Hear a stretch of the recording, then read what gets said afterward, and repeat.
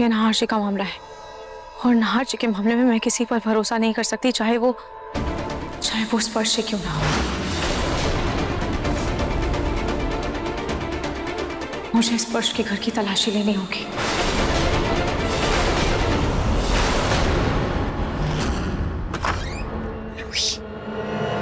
रूही,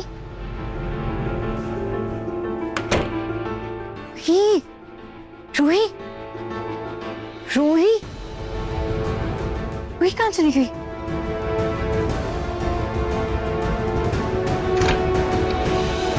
ऐसे कैसे हो सकता है? रूही भी घर पे नहीं है, उसका सामान भी नहीं है, ये अचानक कहाँ जा सकती है?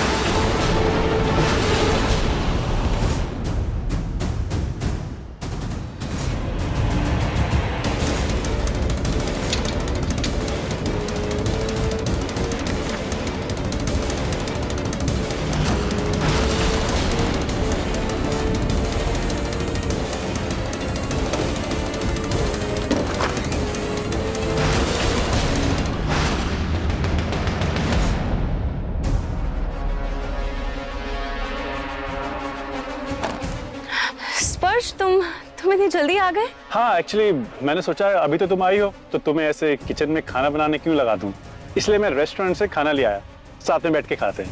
हाँ, शाम को कुछ बना लेना।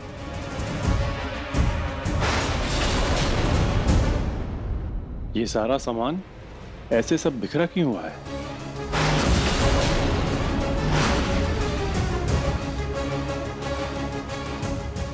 वो देखो ना, मेरा कान का झुमका पता नहीं कहाँ गिर गया। मैं कब से ढूंढ रही थी। ये सारा सामान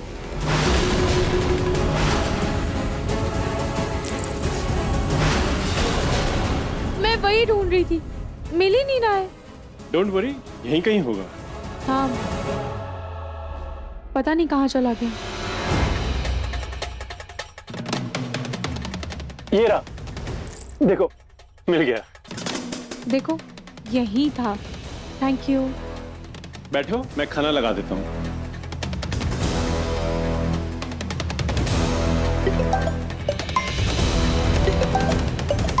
किसका फोन है? जूही का फोन है। हेलो रूही तू कहाँ है? हाँ, क्या मुन्नी रो रही है? मुन्नी क्यों रोएगी तू? जूही, तुझे पता है ना कि मैं मुन्नी से मिलने घर नहीं आ पाऊंगी। मैं कैसे आऊंगी घर? बहुत ज्यादा रो रही है। अच्छा, तू एक काम कर, तू उसे लेकर बाहर आ जा, मैं बाहर उससे मिल लूंगी, ठीक है? बाहर मिलते हैं। रूही तुझे हो क्या गया? तू क्या बात कर रही है? ठीक है, मैं रखती हूँ, मैं आ रही हूँ, तू भी आ जा। हाँ। रूही ऐसे अजीब से क्यों बात कर रही थी? क्या हुआ है? कुछ तो हुआ है उसे, कोई तो चक्कर है। ओ स्पर्श, वो तुम तो जानते हो कि मुन्नी मेरे बगैर एक पल भी नहीं रह पाएगी और जूही बहुत परेशान भी हो रही है। मैं ना जूही से और मुन्नी से मिलकर आती हूँ। चलो, मैं तुम्हें छोड़ देता हूँ। नहीं, उसकी कोई जरूरत नहीं है, तुम आराम से बैठो ना, खाना खाओ, मैं आ जाऊंगी। Thank you.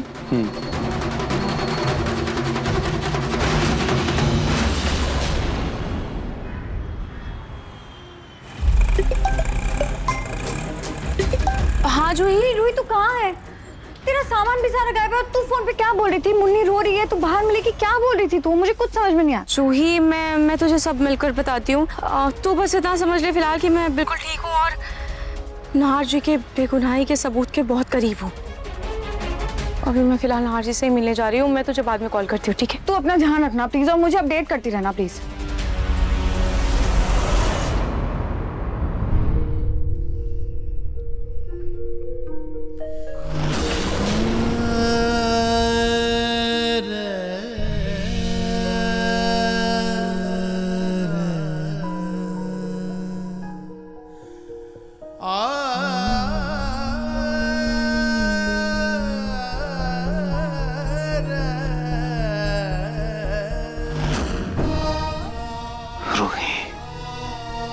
प्लीज संभालो खुद को,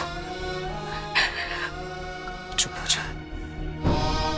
कैसे संभालूं नाहर जी, आपके साथ इतना गलत हो रहा है और मैं कुछ नहीं कर पा रही हूँ।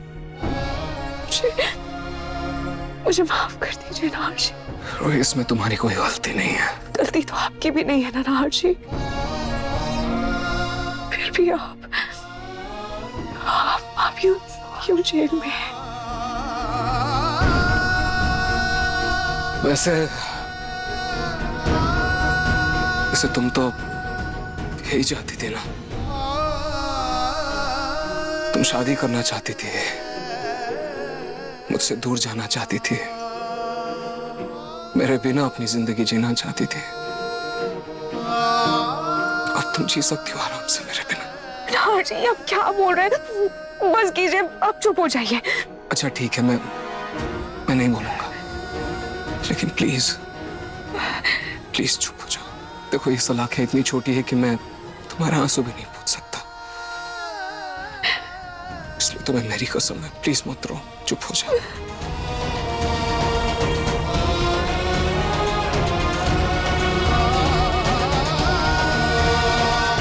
रूही, रूही, प्लीज मेरी तरफ देखो, प्लीज इधर देखो।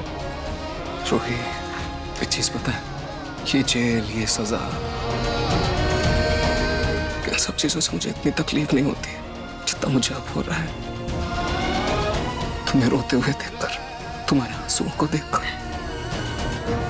तुम्हारे आंखों से बहे इन आंसुओं का दर्द मैं बर्दाश्त नहीं कर सकता रूही, मुझसे नहीं हो रहा है।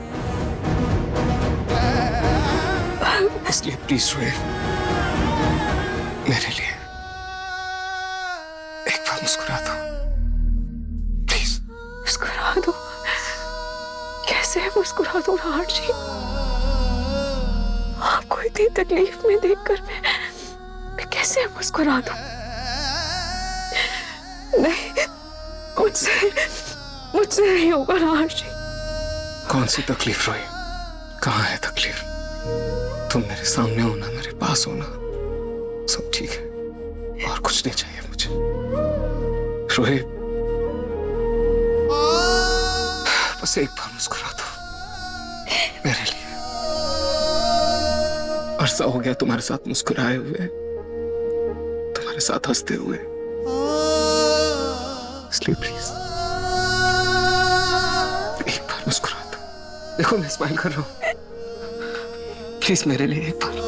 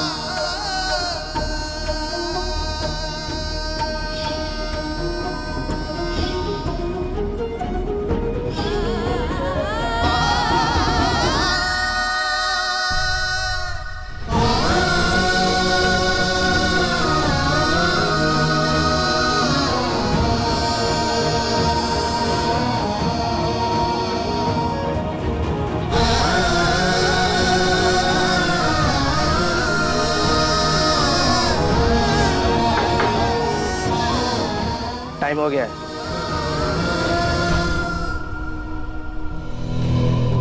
नाहर जी, नाहर जी, मुझे आपकी मुस्कान की कसम, मैं आपको जल्द से जल्द यहाँ से निकलवा कर रहूंगी। नाहर जी, नाहर जी।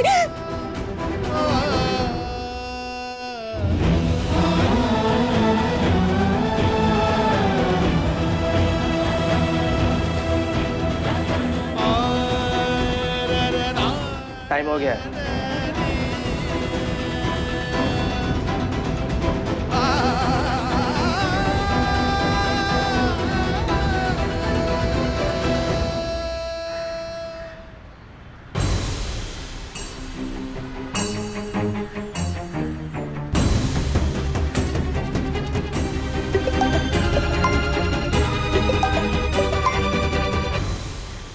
हाँ स्पर्श, हाँ मैं जूही और मुन्नी से मिल चुकी हूँ, मैं बस घर ही आ रही हूँ।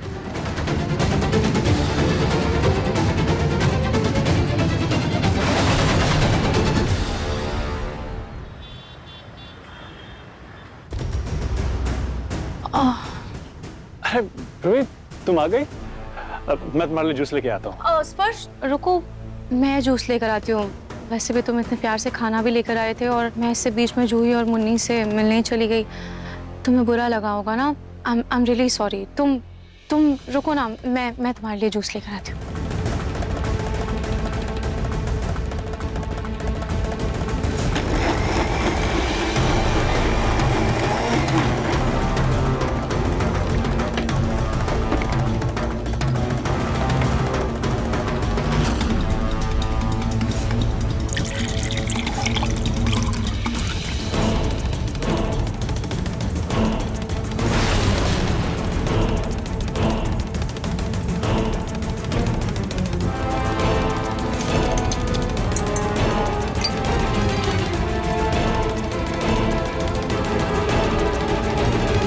ये लो स्पर्श जूस। Thank you.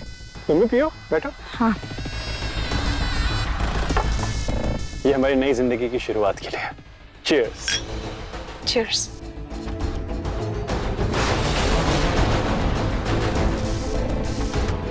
इस जूस को पीते ही स्पर्श को गहरी नींद आ जाएगी।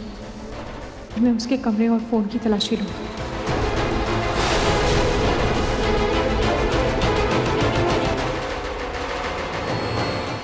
रूही, मुझे थोड़ा काम है, तब तक तुम दूसरे कमरे में जाके रेस्ट कर लो। हाँ।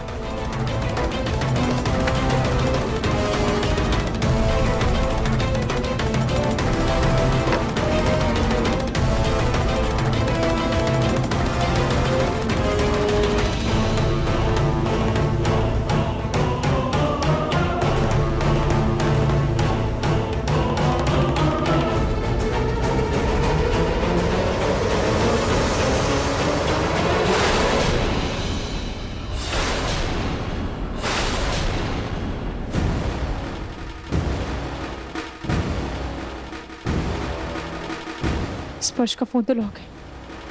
तब तक मैं कमरे की तलाशी ले लेती हूँ।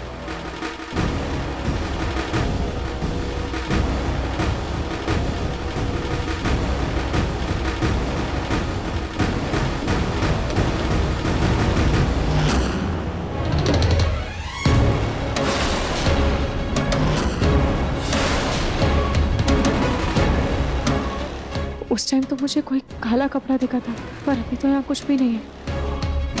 ऐसा कैसे हो सकता है?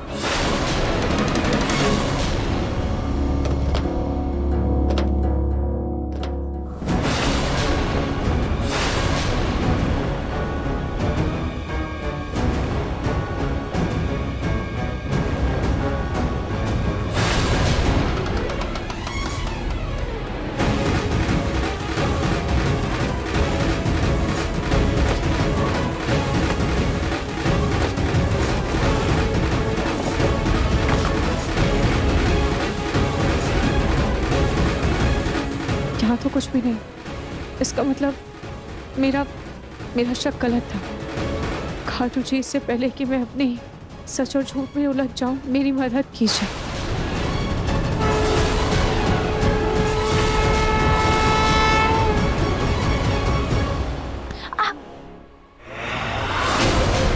ये क्या है?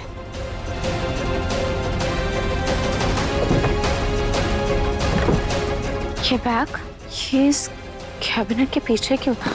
इसमें इतना क्या ठूसा हुआ है?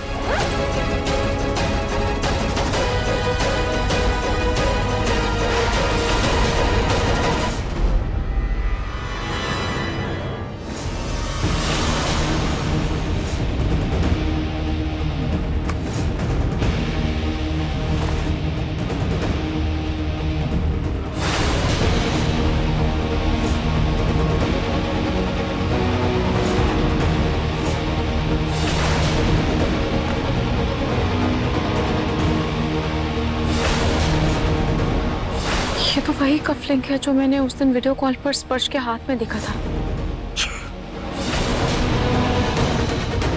और यही कफलिंग मुझे वार्ड बॉय के घर के बाहर भी मिला था।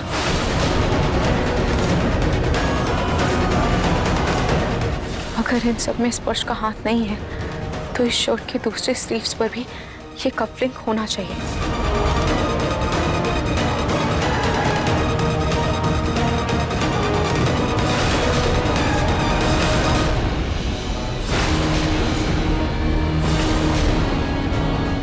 यानी इन सब के पीछे स्पर्श है।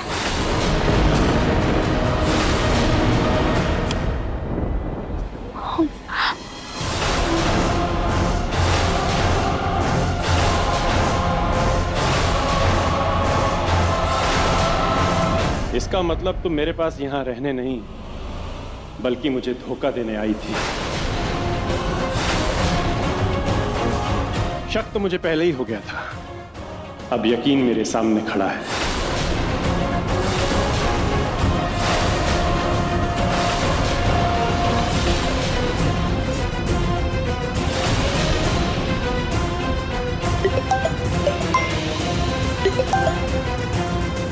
कहाँ हो रूही? हाँ स्पर्श, मैं मुन्नी और जूही से मिल चुकी हूँ। मैं बस घर ही आ रही हूँ।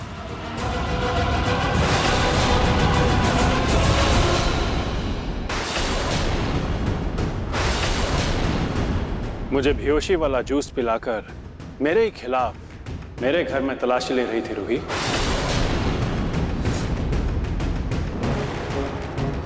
लेकिन अब मैं तुम्हारे झांसे में नहीं आने वाला।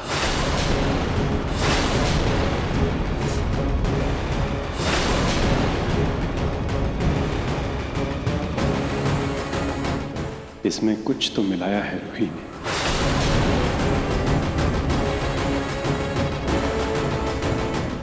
रूही, मुझे थोड़ा काम है, तब तक तुम दूसरे रूम में जाके रेस्ट कर लो। हाँ।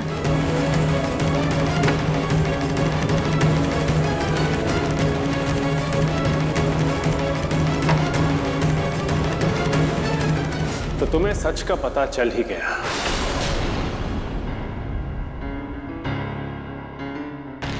स्पर्श, मुजरिम चाहे कितना भी शातिर क्यों ना हो स्पर्श, अंत में वो पकड़ा ही जाता है, जैसे कि आज तुम पकड़े गए।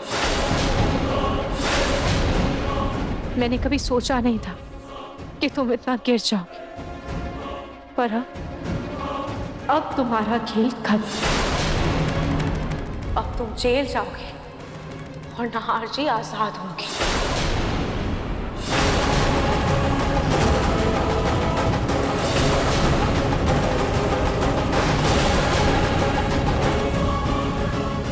रोहित, तुम मुझे जेल भिजवाओगी, वो भी उस धोखेबाज के लिए? तुम उसे बचाना चाहती जिसने तुम्हारा भरोसा तोड़ा, तुम्हारा साथ छोड़ा और किसी और का हाथ थाम लिया, जिसका किसी और के साथ एक बच्चा है। तुम्हें हो क्या गया है रूही? क्यों तुम अपने प्रेजेंट में रह के अपने पास्ट का जहर घोल रही हो? क्यों तुम नहार की तकलीफ में ये भूल गई हो कि वो तुम्हारा पास्ट है और मैं तुम्हारा प्रेजेंट और फ्यूचर? देखो, नहार जो डिजर्व करता है उसे वही सजा मिल रही है। उसको उसके हाल पे छोड़ दो और तुम मेरे साथ चलो, हम दोनों शादी कर लेते हैं। दूर हटो स्पर्श, मुझे हाथ मत लगाना। और तुम स्पर्श, तुम्हारे बारे में ये सब सच जानकर मुझे तुमसे घिन आ रही है। मुझसे घिन आ रही है तुम्हें? और तुम्हें मुझसे घिन आ रही है रूही?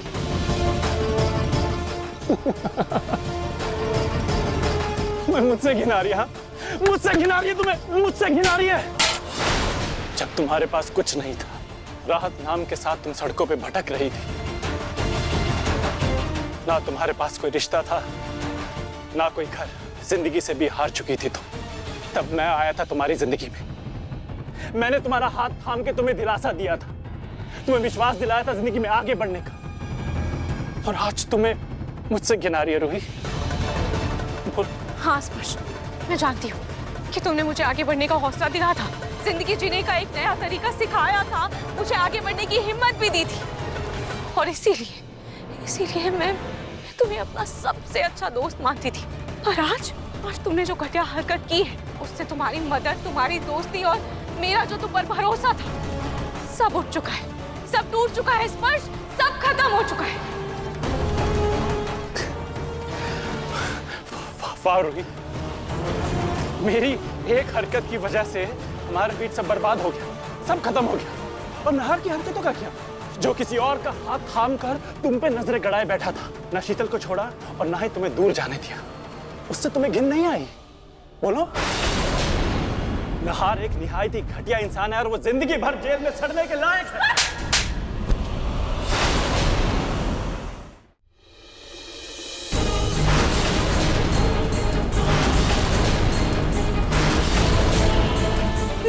जी के खिलाफ एक शब्द भी नहीं सुनूंगी, समझे? और तुम्हारी हिम्मत कैसे हुई ये सब बोलने की? हाँ, खूनी तुम हो और घटिया इंसान तुम नहार जी को बोल रहे हो। शीतल को जहर तुमने दिया है और सजा नहार जी भुगत रहे हैं। जेल में तुम्हें होना चाहिए पर तुम्हारी जगह नहार जी जेल में है। खूनी तुम हो और इल्जाम तुम्हारी जगह मेरे नहार जी पर लगा है। मैं खूनी नहीं हूं रूही। तुम्हें सच में लगता है कि मैंने शीतल को मारा है? हाँ, क्योंकि तुमने शीतल को मारा है, तुमने किया है खून।